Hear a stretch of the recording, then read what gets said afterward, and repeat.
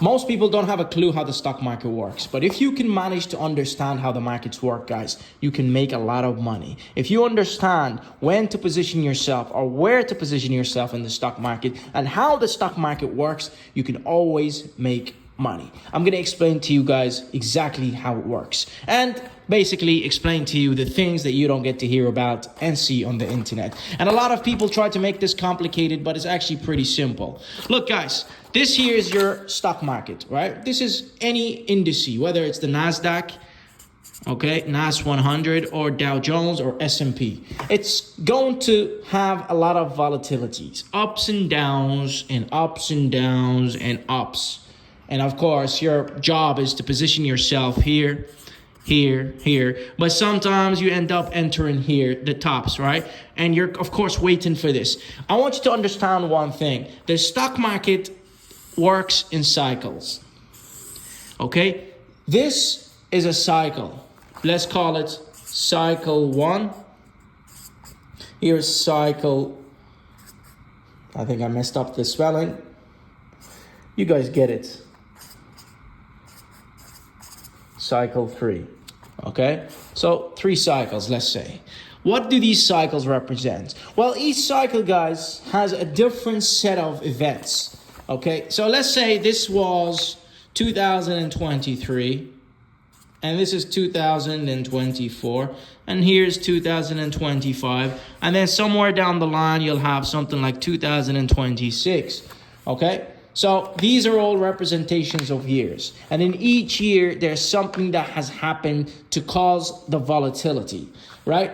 So your job is to understand exactly what happened here and here and here, because it will always repeat itself somewhere in the future, right? So let's assume cycle 1, 2023. What happened in 2023 for the stock market? Basically, what you ended up having is the market coming out of a bear market. And then up here ran up late 2023 because there was talks of Federal Reserves lowering interest rates. And they did.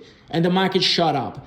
Then it went on to 2024 halfway through, and then it crashed December, almost the end. So the whole year, the market was gapping up. But what was gapping up here, guys? Because it wasn't just the high cap stocks. It was actually small caps. While here in the previous year, small caps were just running flat or down. While here they were running up.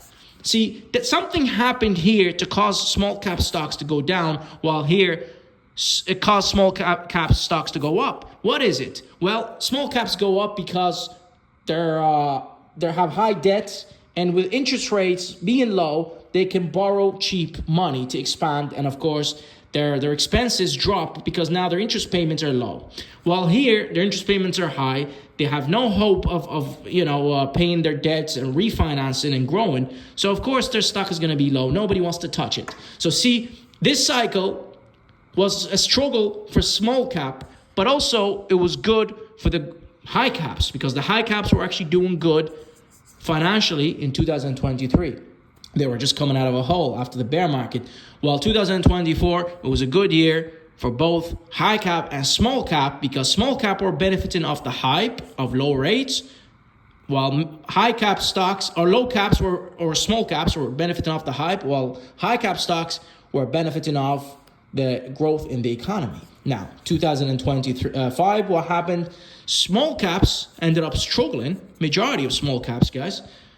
And if they gapped up, they always gave the gains away. So they're kind of running flat for 2025. Almost till today, right? Running flat. If you look, most small caps really haven't broken their 2021 highs, right? Because they're just running flat. And of course, we know why this has been suppressed because of high interest rates, right? High interest rates. While high cap stocks are rallying. So this cycle is the same as 2023 cycle. Remember what we said? High cap stocks were up while small cap was sideways. But in 2024, it changed because interest rates were coming down. But then later on, the Fed said, hold on, we're slowing down. And here, well, high interest rates, small caps are sideways, and then high caps are up. All right? So now you understand the market is not random, guys. Every single thing can be understood. It's not random. You can understand this, guys. So now when you go to make the next couple of cycles, you know where to position yourself because you understood what caused these volatilities in the stock market. So next time you come in, you say, okay, here is the stock market. I know what happened in the year 1, 2, 3. Here's 2023. Here's 24. Here's 2025. Here's 2026. You understand what happened here in the first half, for example. And now you understand, well, what stage are you in the economy? And then you say, well, all high cap stocks are expensive while small caps are low, but there's hope now for them to kind of get a bump up. So that will probably happen going into 2026. So now you start to position yourself in this sector, not in this sector, because this is all-time high, right? And the money knows this. So the money will kind of spread out and it will start to come into this sector and leave this sector alone because this one is too saturated or too expensive, for example. So it will move into the small sectors. And this small sector can go on for years to become, and some of these, by the way, end up turning into winners, into not just a quick thing, but years to come because they were actually performing well, and suddenly now consumer and investor appetite has shifted towards this sector or this small cap industry or mid cap industry, right? Even though for the last couple of years, it hasn't because liquidity wasn't there or because the appetite wasn't there or because the money was just too focused here because it was just too easy to make money when every cent is focused here. So nobody wanted to touch this, but people's appetite shifts over time. So once you identify the cycle or what position or where you are in the economy, you can position your capital towards it. So once this fly is trying to get in the way, guys, of our video. By the way, smash that like button if you're watched to the end so far, or if you're getting value, by the way. Appreciate you guys for watching.